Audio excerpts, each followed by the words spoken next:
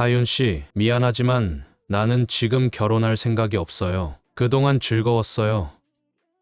아니, 우리 얼마 전까지 결혼 얘기하지 않았나요? 신혼집도 보러 다니고 상견례 날짜도 잡았잖아요. 미안하지만 내 인생에서 지금은 결혼할 타이밍이 아니에요. 회사도 중요한 시기라 결혼할 상황이 아니에요. 안녕하세요. 오늘은 한 여성분의 가슴 아픈 사연을 소개해 드리려고 해요. 사랑과 배신, 그리고 새로운 시작에 대한 이야기입니다. 45세 사업가와 사랑에 빠진 28세 여성. 그들의 관계는 어떻게 흘러갈까요? 그리고 예상치 못한 임신 소식에 남자는 어떤 반응을 보일까요? 이 이야기를 들으시면서 여러분의 따뜻한 응원과 위로의 댓글 부탁드립니다. 오늘의 사연 주인공에게 힘이 되어주세요. 그날은 평소와 다르지 않은 금요일이었어요. 디지털 마케팅 회사에서 과장으로 일하던 저는 업계 모임에 참석하게 되었죠. 사실 이런 모임에 가고 싶지 않았지만 팀장님의 강력한 권유로 어쩔 수 없이 참석하게 되었어요. 지금 생각해보면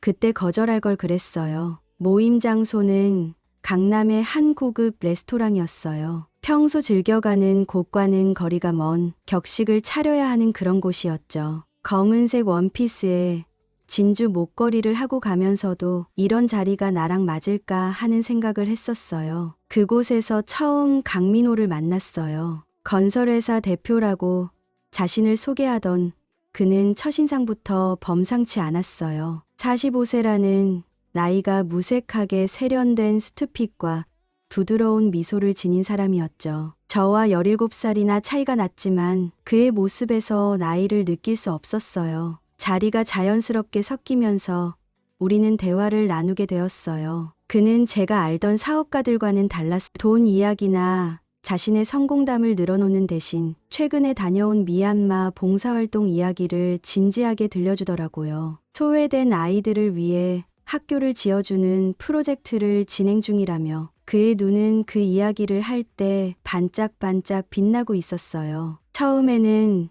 그저 사업적인 이미지 관리라고 생각했어요. 하지만 그날 밤 내내 그가 들려준 이야기들은 진정성이 느껴졌어요. 특히 자신이 운영하는 봉사단체에 대해 이야기할 때의 그 진지함이 가식처럼 보이지 않았죠. 모임이 끝나갈 무렵 그가 제 연락처를 물어봤어요. 순간 망설였죠. 나이 차이도 크고 사회적 위치도 너무 달랐으니까요. 하지만 그날 밤 보여준 그의 따뜻한 모습이 마음에 남아 있었어요. 결국 연락처를 주고 말았죠. 집으로 돌아오는 길에 이상하게 마음이 설렜어요. 그의 진중한 말투, 따뜻한 미소, 그리고 무엇보다 다른 사람을 생각하는 마음씨가 저를 끌어당겼나 봐요. 그날 밤 침대에 누워 생각했어요. 이런 사람이라면 나이 차이 정도는 극복할 수 있지 않을까 하고요. 사실 떡줄 사람은 생각도 안 하지만 저는 그때 그의 성숙함과 따뜻함에 반했었나 보더라고요. 다음 날 아침 그에게 연락이 왔어요. 간단한 인사와 함께 주말 점심 식사를 같이 하자고 하더라고요. 주말 점심 약속 전날 저는 평소보다 일찍 일어났어요. 이상하게 잠도 잘 안 오고 무슨 옷을 입을지 고민하느라 옷장 앞에서만 한참을 서 있었죠.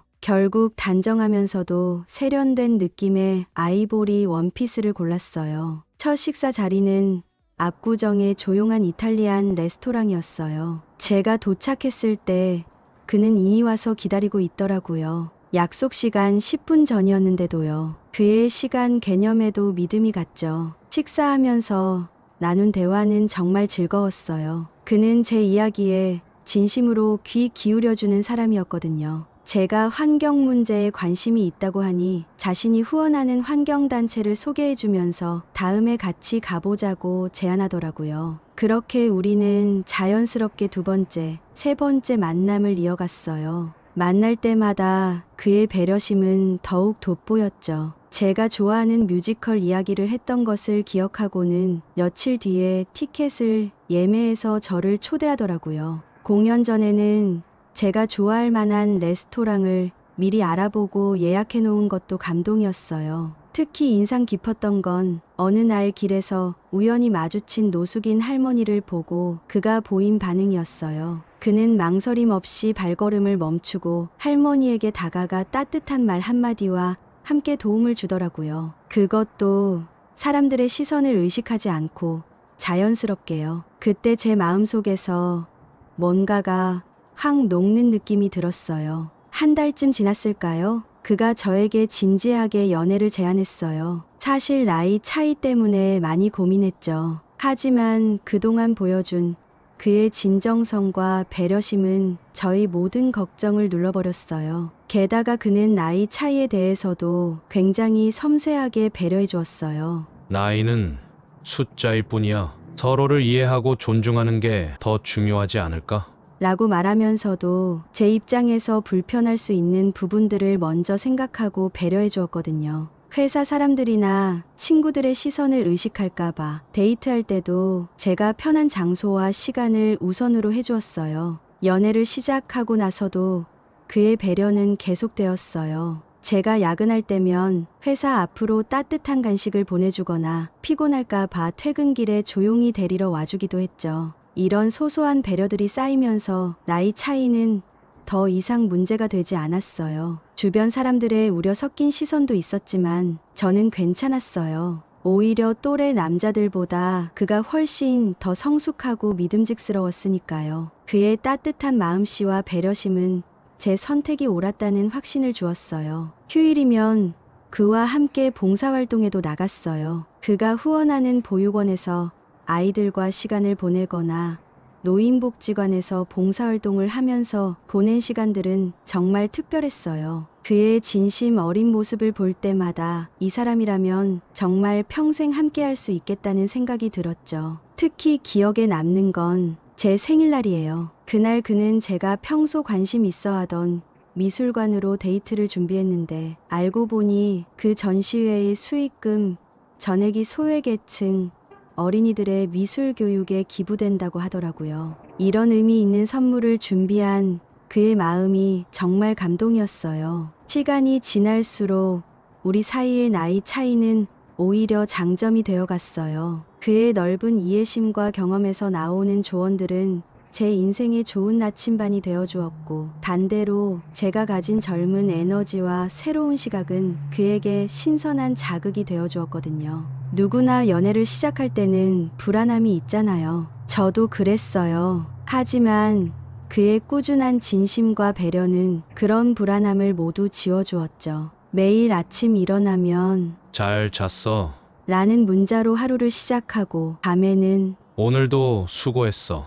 라는 따뜻한 인사로 하루를 마무리하는 게 일상이 되었어요. 돌이켜보면 그때가 제 인생에서 가장 행복한 시간이었던 것 같아요. 매일이 설렘의 연속이었고, 그와 함께라면 뭐든 가능할 것 같은 믿음이 있었으니까요. 연애를 시작한 지 6개월이 지났을 무렵이었어요. 봄이 오고 있던 어느 날 그가 저를 한강공원으로 데이트를 가자고 했어요. 벚꽃이 흩날리는 아름다운 날이었죠. 산책을 하면서 그가 조심스럽게 결혼 얘기를 꺼냈어요. 그동안 우리는 서로에 대해 잘 알아가는 시간을 가졌어요. 서로의 가치관이나 미래에 대한 생각도 많이 나눴고, 놀랍게도 거의 모든 면에서 잘 맞았거든요. 특히 봉사활동이나 사회공헌에 대한 생각이 비슷했어요. 저는 그가 진정으로 따뜻한 마음을 가진 사람이라고 믿었죠. 그날 그는 제게 진지하게 이야기를 했어요. 나이 차이가 있지만 서로를 이해하고 존중하면서 잘 지내온 것처럼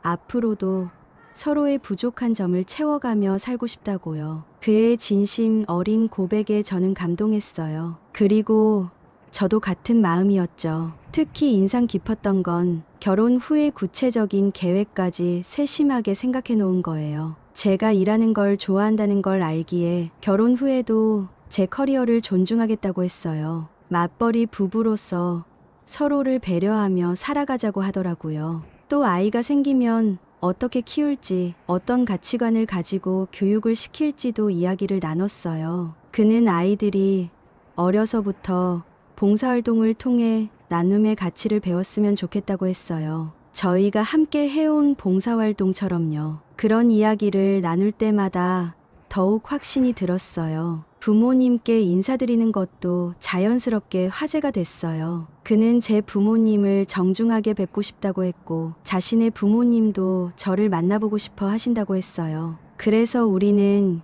양가 상견례 날짜를 잡기로 했죠. 저는 먼저 부모님께 강민호 씨에 대해 조심스럽게 말씀드렸어요. 처음에는 나이 차이 때문에 걱정하셨지만 그의 성실함과 진중함 그리고 사회공헌 활동 이야기를 들으시고는 한번 만나보고 싶다고 하셨어요. 상견례 날짜를 정하기 전 우리는 서로의 가족 관계도 자세히 이야기했어요. 그는 이혼 경험도 없고 이전 결혼 이력도 없다고 했어요. 부모님과도 좋은 관계를 유지하고 있다고 했고 여동생이 한 명 있다고도 했죠. 상견례 날짜는 한 달 후로 정했어요. 봄날 좋은 주말에 부모님들을 모시고 첫 인사를 드리기로 했죠. 장소는 그가 추천한 한식당으로 정했는데 어르신들이 편하게 대화하실 수 있는 분위기의 곳이었어요. 그 시기에는 정말 행복했어요. 출근길에 매일 아침 그가 보내주는 메시지로 하루를 시작했고 퇴근 후에는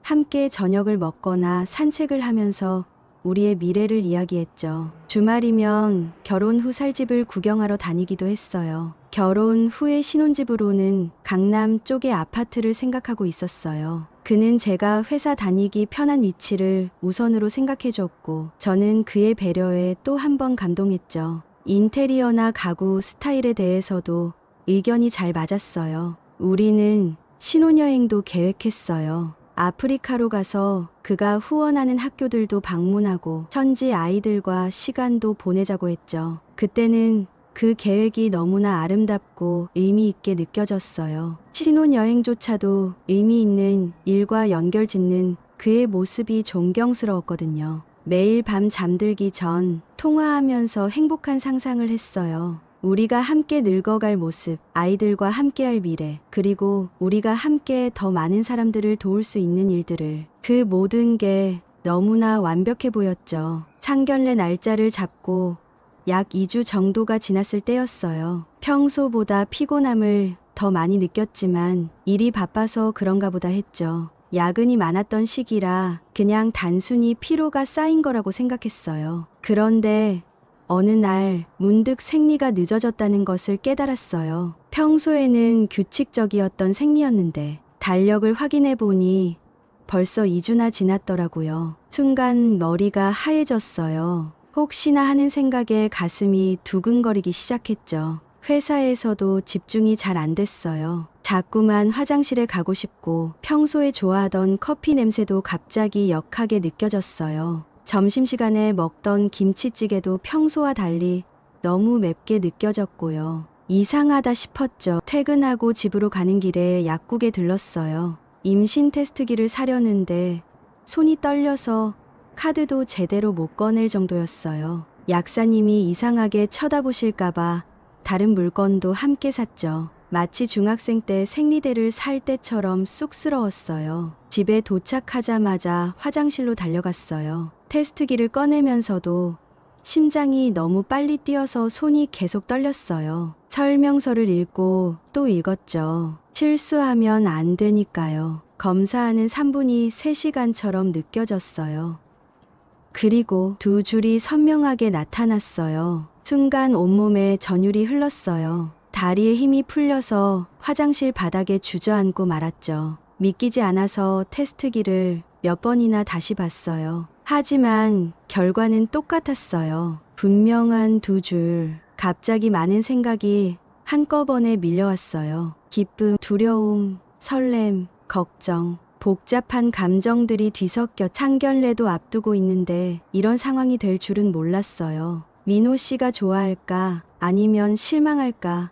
결혼 전에 임신이라니. 부모님은 뭐라고 하실까? 그날 밤 이불 속에서 계속 배를 만지작거렸어요. 아직 아무것도 느껴지지 않는 평평한 배였지만 그 안에 작은 생명이 있다는 게 신기하고 감동적이었어요. 저도 모르게 미소가 지어졌다가 또 눈물이 났다가 감정이 롤러코스터를 탄 것처럼 왔다 갔다 했죠. 잠을 못 이루고 여러 가지 상상을 했어요. 아기가 태어나면 어떤 모습일까? 민호 씨를 닮을까? 나를 닮을까? 이노 씨처럼 따뜻한 마음을 가진 아이로 자랄까? 그동안 봉사활동하면서 만난 아이들처럼 밝고 건강하게 자랄 수 있을까? 한편으로는 불안한 마음도 컸어요. 결혼도 하기 전에 임신이라니. 민호 씨에게 어떻게 말해야 할지, 어떤 반응을 보일지 걱정됐어요. 물론 그동안 아이 얘기도 많이 했고 그도 아이를 좋아하는 걸 알았지만 지금 이 타이밍에 임신 소식을 전하는 게 맞는 걸까 고민이 됐죠. 다음 날 아침 제일 먼저 산부인과에 예약을 했어요. 점심시간을 이용해서 검진을 받으러 갔죠. 의사 선생님은 임신 6주 차라고 하셨어요. 초음파 화면으로 콩알만 한 아기를 봤을 때 가슴 한켠이 찡해졌어요. 이제 정말 제가 엄마가 되는구나. 실감이 났죠. 그날 하루 종일 일에 집중할 수가 없었어요. 자꾸만 민호 씨의 반응이 궁금해졌고 불안한 마음도 커져갔어요. 하지만 한편으로는 이상하게 설레기도 했어요. 우리의 결혼이 더 의미 있어질 것 같다는 생각도 들었거든요. 퇴근 후에 집에 와서 거울 앞에 서서 옆모습을 보면서 상상했어요. 점점 불러올 배를 상상하면서 슬며시 웃음이 나왔죠. 아직은 티도 나지 않는 평평한 배였지만 그 안에서 자라고 있을 우리 아기를 생각하니 가슴이 벅찼어요. 민호 씨는 늘 따뜻한 마음을 가진 사람이었잖아요. 봉사활동도 자주 다니고 어려운 사람들을 도와주는 걸 좋아하는 사람이었으니까 분명 이 소식을 듣고 기뻐해 줄 거라고 생각했어요. 우리가 함께 그린 미래에 아이가 조금 일찍 찾아온 거라고 생각하면서 제 마음을 다잡았죠. 이제 미호 씨에게 이 소식을 어떻게 전할지 고민이에요. 분명 좋아할 거예요. 그동안 보여준 그의 따뜻한 모습을 생각하면 이 아이를 축복으로 여길 거라 믿었어요. 며칠을 고민하다가 결국 용기를 내기로 했어요. 토요일 저녁 우리가 처음 만났던 그 레스토랑에서 이야기하기로 했죠. 왠지 그곳이라면 좋은 기운이 있을 것 같았거든요. 그날도 여느 때처럼 정장 차림의 민호 씨가 먼저 와서 기다리고 있었어요. 저를 보자마자 환하게 웃어주는 그 미소를 보니 마음이 조금 놓였죠. 평소처럼 자연스럽게 대화를 나누면서 식사를 시작했어요. 식사 중간에 민호 씨는 다음 주 상견례 준비는 잘 되어가는지 물어봤어요. 저는 그 말을 듣자마자 가슴이 더 뛰기 시작했죠. 지금이 말할 적기일까? 아니면 조금 더 기다려야 할까? 머릿속이 복잡해졌어요. 하지만 더 이상 미룰 수는 없었어요. 제 배 속의 아이도 하루하루 자라고 있었고 이미 6주가 지난 상황이었으니까요. 어차피 곧 결혼할 사이인데 조금 일찍 찾아온 축복이라고 생각하면서 용기를 냈어요. 민호 씨, 사실 할 말이 있어요. 떨리는 목소리로 말을 꺼냈어요. 민호 씨는 평소처럼 따뜻한 미소를 지으며 제 이야기를 기다렸죠. 그의 그런 모습을 보니 조금 더 용기가 났어요. 임신했어요. 말을 하는 순간 심장이 멎는 것 같았어요. 민호 씨의 표정 변화를 살피면서 시간이 얼마나 천천히 흐르는지 실감했죠. 식당의 모든 소리가 멀어지는 것 같았어요. 처음에는 민호 씨도 놀란 듯 했어요. 하지만 곧 따뜻한 미소를 지어주길 바랐죠. 그동안 봉사활동에서 아이들을 대하던 그 따뜻한 모습을 떠올리면서 분명 기뻐해 줄 거라고 믿었으니까요. 병원에도 다녀왔어요. 6주 정도 됐대요. 아직 너무 작아서 잘 안 보이지만 초음파로 봤을 때는 정말 신기했어요. 떨리는 목소리로 이어 말했어요. 그동안 혼자 고민하고 기다렸던 시간들, 아기를 처음 본 순간의 감동, 그리고 우리 가족이 될 거라는 설렘까지 모든 감정을 담아 이야기했죠. 민호 씨가 늘 아이들을 좋아하는 걸 알고 있었고 우리도 곧 결혼할 거니까 조금 일찍 찾아온 축복이라고 생각이 들어요.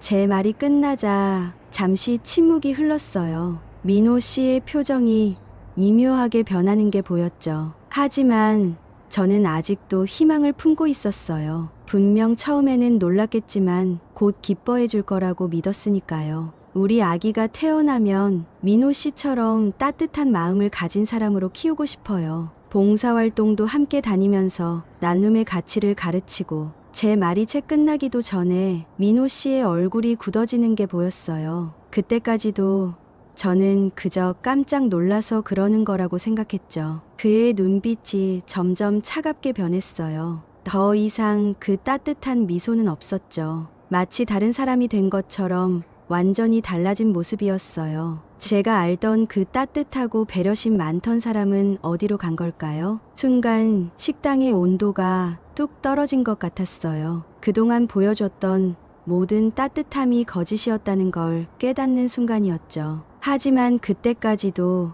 저는 마지막 희망을 놓지 못했어요. 우리 곧 결혼할 건데 조금 일찍 찾아온 거라고 생각하면 제 목소리가 점점 작아졌어요. 그의 차가운 시선을 마주하는 게 너무 힘들었거든요. 이제 곧 그가 할 말이 제 인생을 완전히 뒤바꿔 놓을 거란 걸 직감했어요. 민호 씨는 잠시 침묵하더니 갑자기 자리에서 일어났어요. 화장실에 다녀오겠다면서요. 저는 그가 돌아올 때까지 제 손가락만 만지작거리며 기다렸어요. 10분이 지나고 15분이 지나도 돌아오지 않았어요. 20분쯤 지났을까요? 마침내 그가 돌아왔는데 완전히 다른 사람이 된 것 같았어요. 평소의 따뜻한 미소는 온데간데 없고 차가운 얼굴로 앉더니 곧바로 말을 꺼냈어요. 하윤 씨, 미안하지만 나는 지금 결혼할 생각이 없어요. 순간 귀를 의심했어요. 방금 전까지도 상견례 준비를 물어보던 사람이 어떻게 이런 말을 할 수 있는 건지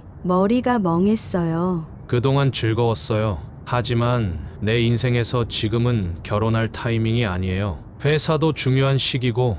마치 미리 준비한 것처럼 술술 말이 이어졌어요. 그의 말 한마디 한마디가 차갑게 박혀왔죠. 제 귀에서는 이명이 들리기 시작했어요. 물론 책임은 지겠어요. 매달 양육비로 200만 원을 지원하겠습니다. 통장으로 정기적으로 보내드릴게요.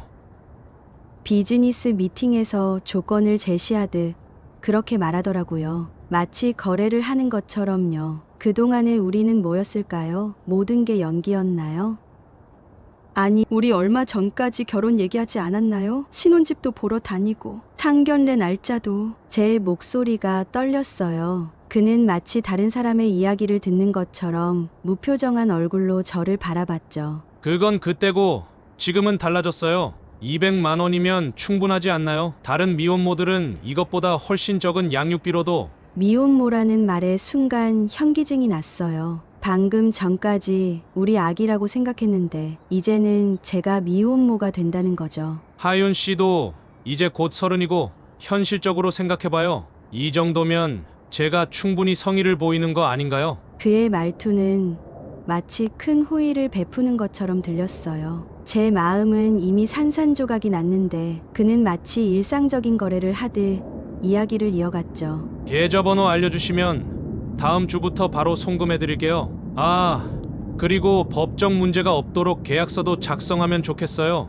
계약서라는 말에 눈앞이 캄캄해졌어요. 우리의 관계가, 우리의 사랑이, 그리고 우리의 아기가 이렇게 계약서로 정리된다는 게 믿기지 않았어요. 지금 농담하시는 거죠? 민호 씨, 우리 얼마 전까지 아이 교육 얘기하면서 봉사활동도 같이 다니기로. 그의 눈빛이 더욱 차가워졌어요. 그런 건 다 이상적인 얘기였죠. 현실적으로 생각해요. 200만 원이면 아이 키우기에 부족하지 않을 겁니다. 마치 거래를 흥정하듯 말하는 그를 보며 지난 6개월이 모두 거짓이었다는 걸 깨달았어요. 그 따뜻한 미소도, 그 진심 어린 것 같았던 봉사활동도 모든 게 완벽한 연기였던 거예요. 그리고 하윤 씨, 이 일은 아무에게도 말하지 않는 게 좋을 것 같아요. 서로에게 좋을 테니까요. 마지막 경고하듯 그렇게 말하고는 자리에서 일어났어요. 지갑에서 카드를 꺼내 계산대로 향하는 그의 뒷모습이 제가 알던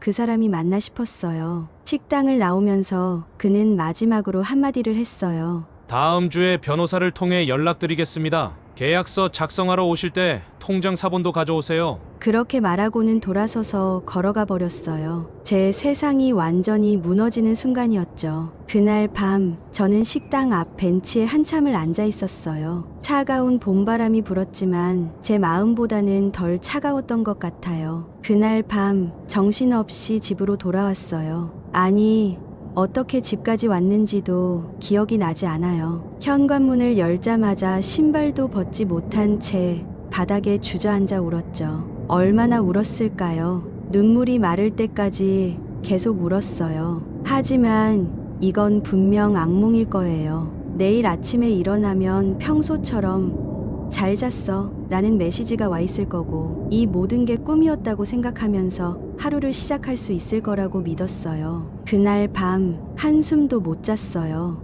계속해서 미호 씨에게 메시지를 보냈죠. 처음엔 긴 글로 시작했어요. 우리의 추억, 함께 꿈꿨던 미래, 그리고 이제 우리 아기가 될 작은 생명에 대해서. 하지만 답장은 오지 않았어요. 밤이 깊어질수록 메시지는 점점 짧아졌어요. 제발 답장 좀 해주세요. 잘못했어요. 한 번만 더 만나서 이야기해요. 이런 식으로요. 하지만 미호 씨의 휴대폰은 꺼져 있었어요. 아침이 되자 회사에 병가를 냈어요. 도저히 일상적인 생활을 할 수 있는 상태가 아니었거든요. 그리고 미호 씨의 회사로 찾아갔어요. 하지만 비서가 막아섰죠. 민호 씨는 해외 출장을 갔다고 했어요. 거짓말인 걸 알면서도 저는 로비에서 몇 시간이고 기다렸어요. 점심시간이 되자 회사 직원들이 제게 이상한 시선을 보내기 시작했어요. 그제야 제가 얼마나 초라해 보일지 깨달았죠. 화장도 안 하고 어제 입었던 옷 그대로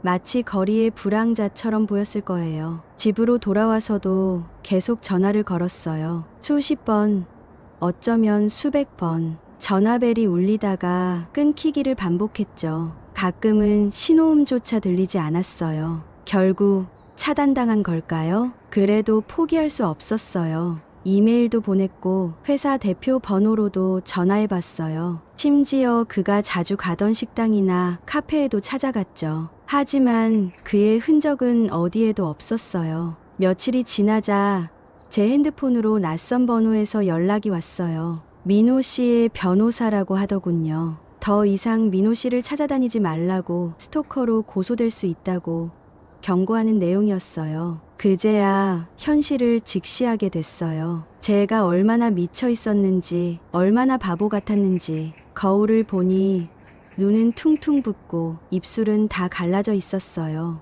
이렇게 망가진 제 모습이 낯설었어요. 그날 저녁 마지막으로 긴 메시지를 보냈어요. 더 이상 연락하지 않겠다고, 찾아가지도 않겠다고. 하지만 이렇게 끝내는 건 너무 잔인하다고. 우리가 함께 꿈꿨던 모든 것들이 거짓이었냐고. 답장은 오지 않았어요. 대신 다음 날 아침 법무법인에서 내용 증명이 왔어요. 더 이상 접근하지 말라는 내용이었죠. 그제야 정말 모든 게 끝났다는 걸 받아들일 수밖에 없었어요. 이불 속에 파묻혀 또다시 울었어요. 이번엔 제 자신이 한심해서, 제가 미워서 우는 거였죠. 어떻게 이렇게 쉽게 속았을까? 어떻게 그의 거짓된 모습을 알아보지 못했을까? 그렇게 일주일을 넘게 집에만 있었어요. 전화도 안 받고 문자도 확인하지 않았죠. 회사에는 계속 병가를 냈어요. 아무것도 먹고 싶지 않았고 그저 잠만 잤어요. 잠들면 이 현실을 잊을 수 있을 것 같았거든요. 하지만 문득 배 속 아이가 생각났어요. 제가 이렇게 자포자기하면 안 되는 거였는데. 그래도 밥을 먹으려 했지만 입맛이 없어서 죽도 제대로 넘어가지 않았어요. 결국 미국에 있는 언니한테 전화를 걸었어요. 더 이상 혼자서는 버틸 수 없다는 걸 깨달았거든요. 전화를 받은 언니의 목소리를 듣자마자 또다시 울음이 터져나왔어요. 그제야 정말 도움이 필요하다는 걸 인정하게 된 거죠. 언니한테 전화를 걸었을 때 처음에는 말도 제대로 나오지 않았어요. 흐느끼기만 했죠. 언니는 제가 진정될 때까지 아무 말 없이 기다려주었어요. 언니, 나 어떡하지? 겨우 이 말을 내뱉고 나니 그동안 참았던 모든 감정이 한꺼번에 쏟아져 나왔어요. 임신 사실을 알게 된 순간부터 민호 씨의 차가운 반응, 그리고 그 후로 제가 얼마나 미친 듯이 매달렸는지까지 모든 걸 털어놨어요. 처음에는 말하기가 너무 부끄러웠어요. 제가 이렇게 쉽게 속았다는 것도, 결혼도 하기 전에 임신을 했다는 것도. 하지만 언니는 제 이야기를 끝까지 들어주었어요. 한마디의 질책도 비난도 없이요. 미안해. 언니한테 이런 모습 보여서. 목이 메어 더 이상 말을 잇지 못했어요. 제가 이렇게 무너질 수 있다는 게 믿기지 않았거든요. 늘 똑똑하다고 철저하다고 자부했던 제가 이렇게 한순간에 모든 걸 망치다니. 언니는 제 이야기를 다 듣고 나서야 입을 열었어요. 지금 당장 비행기 표를 예약하겠다고. 그리고 절대 혼자 고민하지 말라고. 모든 걸 같이 해결하자고 했어요. 그 말을 듣는 순간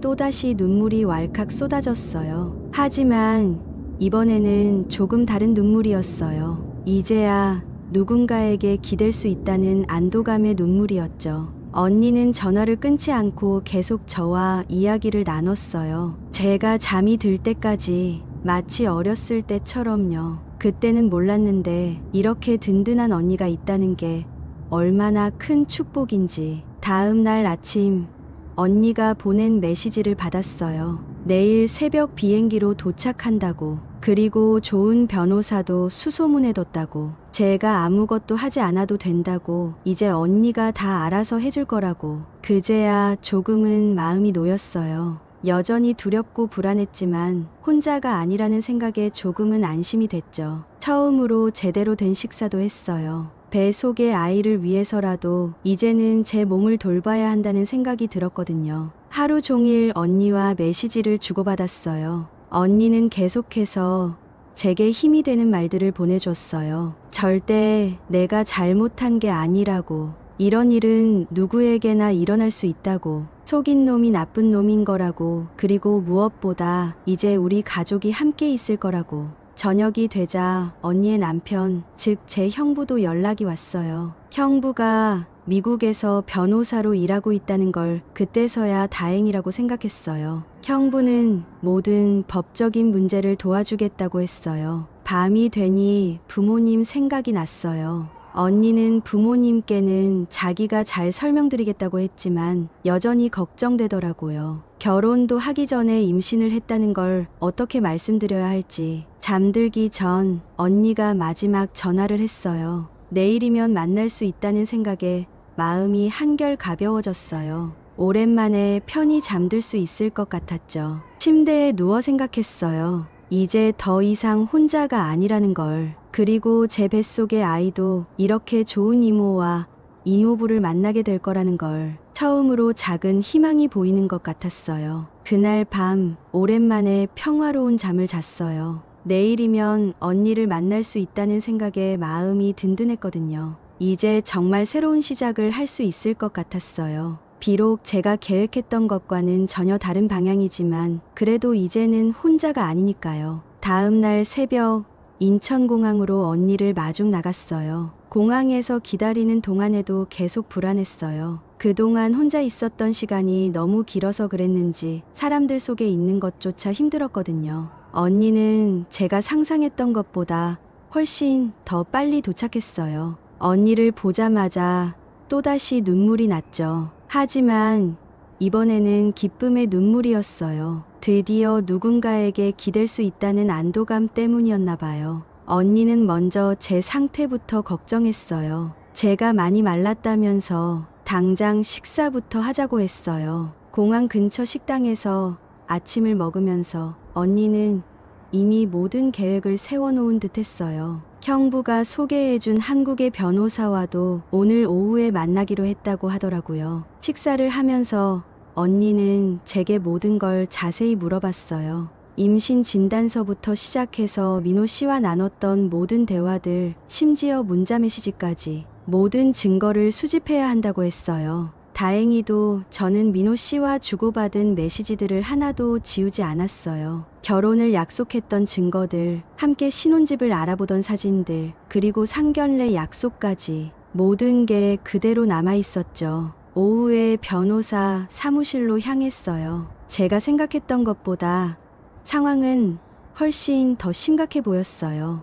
변호사는 이런 사례를 많이 다뤄본 것 같았어요. 특히 민호 씨 같은 사람들이 자주 쓰는 수법이라고 하더라고요. 하지만 변호사는 희망적인 말도 해주었어요. 제가 가지고 있는 증거들이 생각보다 훨씬 탄탄하다고. 그리고 무엇보다 민호 씨의 과거 이력을 조사해보면 좋은 결과가 나올 거라고 했어요. 상담이 끝나고 나오면서 언니가 제게 말해줬어요. 사실 형부가 이 민호 씨의 과거를 조사해봤다고. 그리고 이번 일이 처음이 아니라는 걸 알아냈다고. 순간 머리가 하얘졌어요. 그날 저녁 집으로 돌아와서 언니와 이야기를 나눴어요. 이제는 제가 해야 할 일이 명확해졌어요. 더 이상 도망치듯 숨지 않고 당당하게 맞서 싸워야 한다는 걸 깨달았죠. 변호사는 우선 양육비 청구 소송부터 시작하자고 했어요. 하지만 그것보다 더 중요한 건 민호 씨의 다른 피해자들을 찾는 거라고. 그래야 그의 진면목이 더 확실하게 드러날 거라고 했죠. 그날 밤 처음으로 편안한 마음으로 잠들 수 있었어요. 이제는 혼자가 아니라는 것, 그리고 이 싸움에서 제가 이길 수 있다는 희망이 생겼거든요. 언니가 옆에서 잠든 제 머리를 쓰다듬어 주는 것도 느꼈어요. 마치 어릴 때처럼. 변호사와의 상담이 끝나고 일주일이 지났을 때였어요. 형부가 보내준 조사 자료를 보면서 제 손이 떨리기 시작했어요. 믿고 싶지 않았지만 모든 게 명백한 증거와 함께 있었죠. 먼저 그의 회사 관련 자료를 봤어요. 겉으로 보기엔 번창하는 중견 건설회사 같았지만 실상은 달랐어. 대부분의 공사 실적이 페이퍼 작업에 불과했고 실제 공사는 다른 업체들이 했더라고요. 회사는 그저 중간에서 돈을 빼돌리는 통로였던 거예요. 더 충격적인 건 그의 봉사단체와 기부재단이었어요. 제가 그토록 감동했던 그 모든 활동들이 전부 가짜였어요. 미얀마에 학교를 지었다던 것도, 아프리카에서 봉사활동을 했다던 것도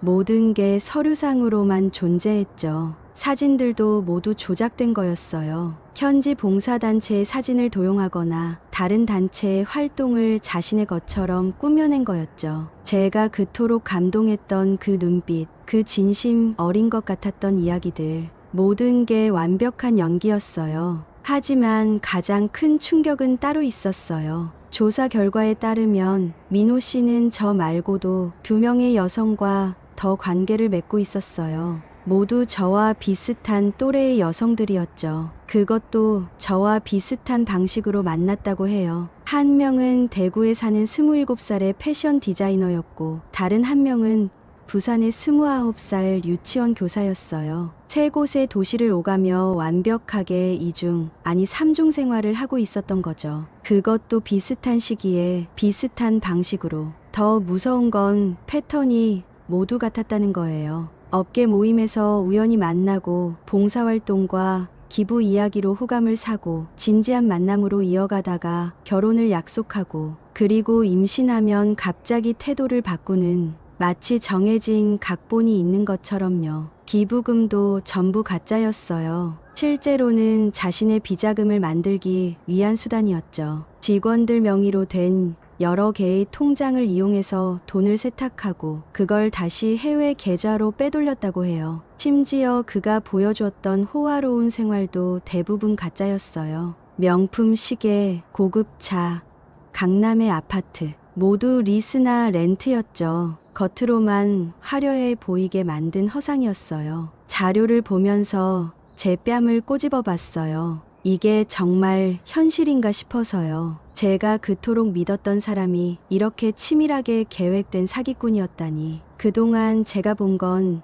전부 완벽하게 준비된 쇼였던 거예요. 특히 마음이 아팠던 건 그가 우리 모두에게 했던 말들이 똑같았다는 거예요. 나이는 숫자일 뿐이야. 서로를 이해하고 존중하는 게 중요해. 심지어 프러포즈 방식도 비슷했대요. 그가 얼마나 철저하게 계산하고 준비했는지 알 수 있었죠. 이제 이해가 가더라고요. 왜 그렇게 빨리 도망가듯 사라졌는지, 왜 그렇게 매정하게 돌변했는지. 이미 다른 도시에서도 같은 상황이 벌어지고 있었던 거예요. 변호사는 이런 수법이 처음이 아니라고 했어요. 과거에도 비슷한 사례가 있었다고. 하지만 대부분의 피해자들이 부끄러워서 또는 두려워서 신고를 하지 않았대요. 그래서 그가 계속해서 같은 수법을 써올 수 있었던 거죠. 밤새 자료를 보면서 울었어요. 하지만 이번엔 달랐어요. 분노의 눈물이었죠. 어떻게 한 사람이 이렇게 치밀하게, 이렇게 잔인하게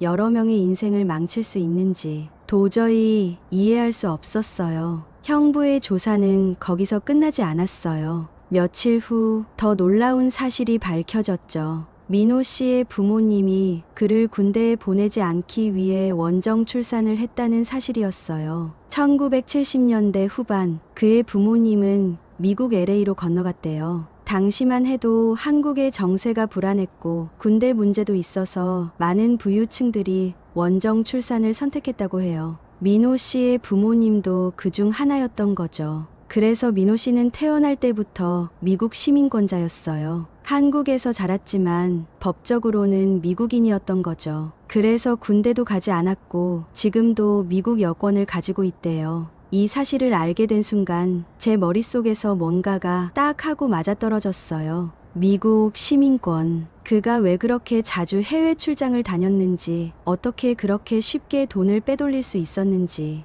모든 게 이해가 됐어요. 더 자세히 조사해 보니 LA에 그의 이름으로 된 부동산도 여러 채 있더라고요. 한국에서 번 돈을 미국으로 빼돌려서 재산을 숨겨놓은 거였어요. 한국의 채권자들이나 피해자들이 찾지 못하게요. 그의 부모님도 여전히 LA에 살고 계시다고 해요. 제게 그랬던 것처럼 그도 부모님에 대해 거짓말을 했던 거예요. 부모님과 좋은 관계를 유지하고 있다던 말도, 여동생이 있다는 것도 모두 거짓이었죠. 특히 충격적이었던 건 미국 현지 조사 결과였어요. LA에서도 한인 여성들에게 피해를 준 기록이 있더라고요. 그것도 10년도 더 된 일들이었어요. 그는 이미 오래전부터 이런 일을 해왔던 거예요. 형부는 이게 오히려 좋은 기회가 될 수 있다고 했어요. 미국 시민권자라는 건 미국 법의 적용을 받는다는 뜻이기도 하니까요. 한국에서 빠져나가려 하면 미국에서 소송을 걸 수 있다는 거예요. 특히 미국은 양육비 문제에 있어서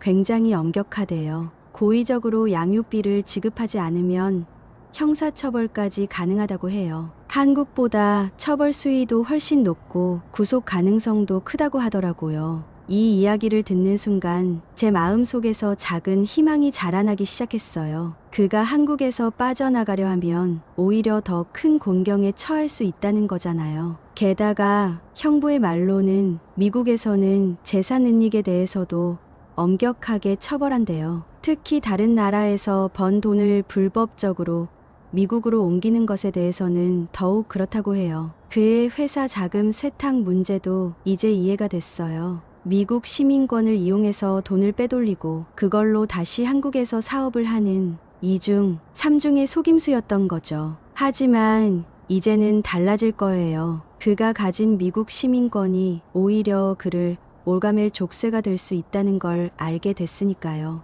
이제 더 이상 도망갈 곳이 없을 거예요. 형부는 이미 미국 현지 법률사무소와도 접촉했다고 해요. 한국과 미국 양쪽에서 동시에 소송을 준비하는 게 좋겠다고 하더라고요. 그가 어느 쪽으로 도망가더라도 잡을 수 있게요. 이제 제가 할 일은 분명해졌어요. 한국에서의 소송 준비와 함께 출산을 위해 미국으로 갈 준비를 하는 거예요. 제 아이도 미국에서 태어나면 자동으로 시민권을 받을 수 있다고 하더라고요. 생각해보면 아이러니해요. 그가 군대를 피하려고 받은 시민권이 이제는 그의 책임을 물을 수 있는 수단이 된다는 게요. 그의 부모님이 그를 위해 선택한 길이 결국 그의 발목을 잡게 될 줄은 누가 알았을까요? 그날 저녁 언니와 함께 부모님을 뵈러 갔어요. 모든 걸 털어놓기로 했어요. 사실 너무 무서웠어요. 하지만 언니가 제 손을 꼭 잡아주면서 용기를 주었죠. 처음에 부모님은 말씀을 못 하시고 한참을 침묵하셨어요. 결혼도 하기 전에 임신을 했다는 것도 충격이었을 텐데 남자가 이런 사람이었다는 것까지. 아버지는 한숨만 깊이 쉬셨고 어머니는 눈물을 훔치셨죠. 하지만 부모님의 반응은 제가 예상했던 것과는 달랐어요. 오히려 제가 이제라도 이 사실을 알려준 것에 다행이라고 하시더라고요. 그리고 무엇보다 지금은 저와 아이의 건강이 더 중요하다고 언니가 준비해온 계획을 설명했어요. 제가 미국으로 가서 출산하는 게 좋겠다고. 형부가 법적인 일을 도와줄 수 있고 아이도 미국 시민권을 받을 수 있다고. 그리고 무엇보다 민호 씨로부터 멀리 떨어져 있을 수 있다고요. 놀랍게도 부모님은 바로 동의하셨어요. 오히려 어머니께서 먼저 말씀하셨죠. 본인도 미국에 가서 저를 돌봐주시겠다고. 아기가 태어날 때까지는 제 곁에 있어야겠다고 하시더라고요. 그렇게 한 달 후 우리는 미국행 비행기에 올랐어요. 저, 언니, 그리고 어머니. LA로 가는 긴 비행시간 동안 많은 생각이 들었죠. 이렇게 도망치듯 떠나는 게 맞는 걸까 하는 생각도 들었어요. 하지만 이건 도망이 아니었어요. 오히려 더 강해지기 위한 선택이었죠. 형부의 도움으로 이미 현지 법률사무소와 연락도 닿은 상태였고 양육비 청구를 위한 준비도 착착 진행되고 있었으니까요. LA에는 언니 부부가 주택이 있었어요. 조용한 동네에 있는 2층 집이었는데 마당도 있고 아이 키우기 좋은 환경이더라고요. 2층에 있는 제 방 창문으로는 아침 햇살이 가득 들어왔어요. 매일 아침 일어나면 어머니께서 든든한 아침을 차려주셨어요. 입덧이 심했지만 어머니가 끓여주신 미역국은 술술 잘 넘어가더라고요. 어머니는 매일 새벽같이 일어나 장을 보러 가셨고 제가 필요한 건 없는지 살피셨죠. 언니는 출근 전에 항상 제 방에 들러 상태를 체크했어요. 퇴근 후에는 함께 산책을 하면서 이야기를 나눴고요. 동네 공원을 거닐면서 앞으로 태어날 아이의 이름을 고민하기도 했죠. 형부는 매주 주말마다 시간을 내서 법적 진행 상황을 설명해 주었어요. 민호 씨의 재산 상황도 계속 추적하고 있었고 다른 피해자들과의 연락도 시도하고 있었죠. 모든 게 순조롭게 진행되고 있다고 했어요. 한국에 계신 아버지와도 매일 영상통화를 했어요. 처음에는 한숨만 쉬시던 아버지도 이제는 제 배가 불러오는 걸 보시면서 웃음 짓곤 하셨죠. 곧 손주를 안아보실 생각에 설레시는 것 같았어요. 애 산부인과 의사 선생님은 정말 친절하셨어요. 초음파 사진을 보여주시면서 아기가 건강하게 자라고 있다고 걱정하지 말라고 안심시켜 주셨죠. 병원비가 비싸서 걱정했는데 형부가 보험 처리를 다 해주었어요. 주말이면 언니 부부와 함께 출산용품을 사러 다녔어요. LA의 큰 마트에는 없는 게 없더라고요. 아기 침대부터 옷까지 하나하나 고르는 재미가 쏠쏠했어요. 가끔은 울컥하기도 했지만 이제는 그런 감정을 잘 다스릴 수 있게 됐죠. 시간이 지날수록 LA의 생활에도 적응되어 갔어요. 가끔 민호 씨 생각이 날 때면 아직도 가슴이 아팠지만 이제는 그 아픔을 이겨낼 수 있는 힘이 생겼어요. 제 곁에는 사랑하는 가족들이 있고 곧 태어날 아이도 있으니까요. 그리고 무엇보다 이제는 제가 더 강해졌다는 걸 느낄 수 있었어요. 애 도착한 지 3개월이 지났을 때였어요. 형부가 준비해둔 법적 절차가 본격적으로 시작됐어요. 우선 친자 확인 검사를 위한 법원 명령을 받았죠. 민호 씨가 거부할 수 없게 하기 위해서였어요. 한국과 미국에서 동시에 소송이 진행됐어요. 형부의 말대로 미국 시민권자라는 점이 큰 도움이 됐죠. 특히 LA에서의 소송은 생각보다 빠르게 진행됐어요. 그의 숨겨둔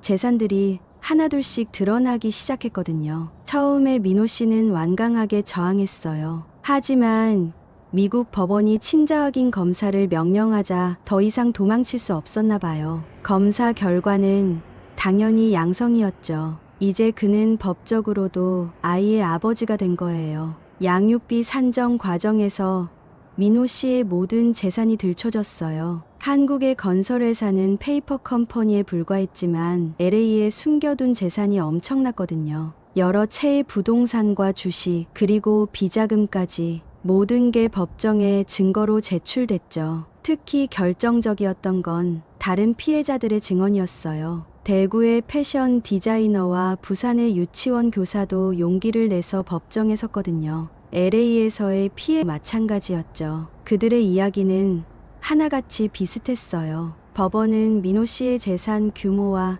소득을 모두 고려해서 양육비를 산정했어요. 결국 매년 35만 달러, 한국 돈으로 약 4억 원의 양육비를 지급하라는 판결이 나왔죠. 월 단위로 분할 지급하되 아이가 대학을 졸업할 때까지 계속 지급하는 조건이었어요. 더 놀라운 건 따로 있었어요. 법원이 그의 LA 소재 부동산에 가압류 조치를 내린 거예요. 양육비를 제대로 지급하지 않을 경우 부동산을 처분해서 양육비로 충당할 수 있게 된 거죠. 그뿐만이 아니었어요. 미국 법원은 양육비 미지급 시 여권 압수와 운전면허 정지까지 명령할 수 있다고 해요. 그가 도망갈 수 있는 모든 길을 차단한 거죠. 판결이 나고 며칠 뒤 처음으로 양육비가 입금됐어요. 그동안의 출산 비용과 의료비까지 모두 포함된 금액이었죠. 형부는 이 돈을 신탁 계좌로 관리하자고 제안했어요.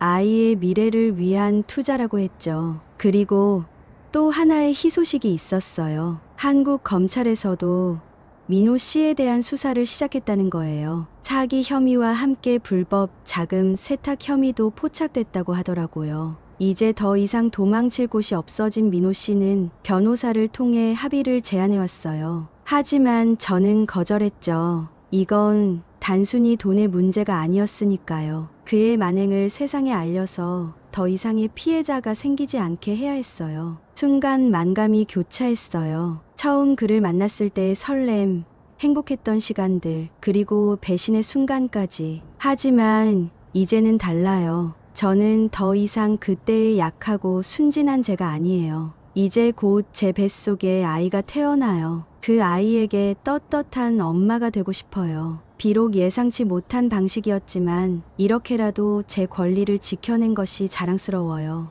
이제는 정말 새로운 시작을 할 수 있을 것 같아요. 햇살 좋은 어느 봄날 LA의 한 공원에서 돌잔치를 했어요. 한국에서 아버지도 오시고 조카들도 왔죠. 우리 아이가 태어난 지 벌써 1년이 된 거예요. 처음에는 잠시만 미국에 머물 생각이었어요. 하지만 시간이 지날수록 이곳에서의 삶이 더 편해졌죠. 어머니도 더 이상 한국으로 돌아가고 싶지 않다고 하셨고 아버지도 은퇴 후 이곳으로 오시기로 하셨어요. 언니 부부의 도움으로 작은 온라인 쇼핑몰도 시작했어요. 한국의 트렌디한 제품들을 소개하는 일이죠. 제가 전에 하던 마케팅 경험이 큰 도움이 됐어요. 일도 재미있고 수입도 괜찮아요. 아이는 무럭무럭 자라고 있어요. 언니의 아이들과 함께 자라서인지 영어도 자연스럽게 하고 한국어도 잘해요. 주말이면 한글학교도 다니고 한인교회에서 선생님도 하시는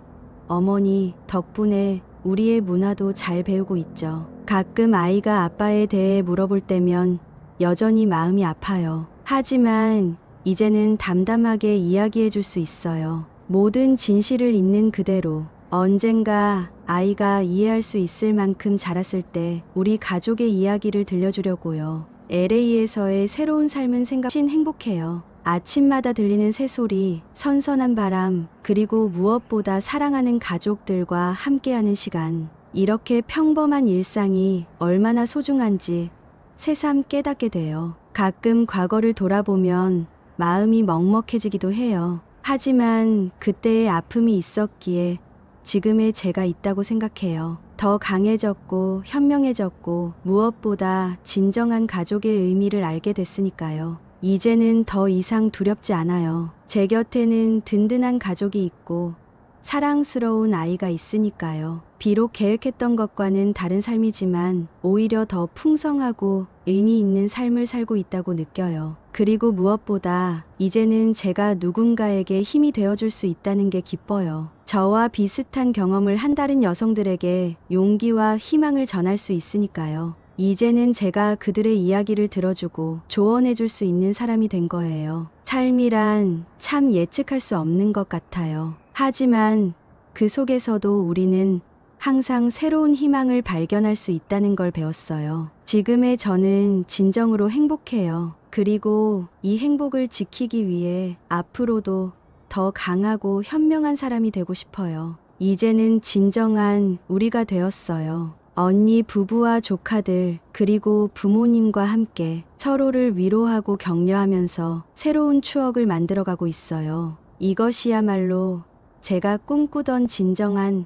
가족의 모습인 것 같아요. 앞으로도 힘든 순간이 있겠지만 이제는 두렵지 않아요. 우리 모두가 함께라면 어떤 어려움도 이겨낼 수 있을 거예요. 이것이 제가 그동안의 시련을 통해 얻은 가장 소중한 깨달음이에요. 여러분, 이 사연을 들으시면서 어떤 생각이 드셨나요? 사연자의 아픔과 용기, 그리고 새로운 시작, 정말 가슴 뭉클한 이야기였습니다. 우리 주변에도 이런 아픔을 겪고 있는 분들이 있을 거예요. 그들에게 따뜻한 관심과 지지를 보내주는 것 어떨까요? 여러분의 응원과 위로의 댓글, 그리고 좋아요 버튼 꼭 눌러주세요. 그리고 구독 잊지 마세요. 구독 버튼을 누르는 순간 여러분의 삶에도 행운과 축복이 가득할 거예요. 함께 행복한 이야기를 만들어가요. 다음 시간에 또 찾아뵙겠습니다. 감사합니다.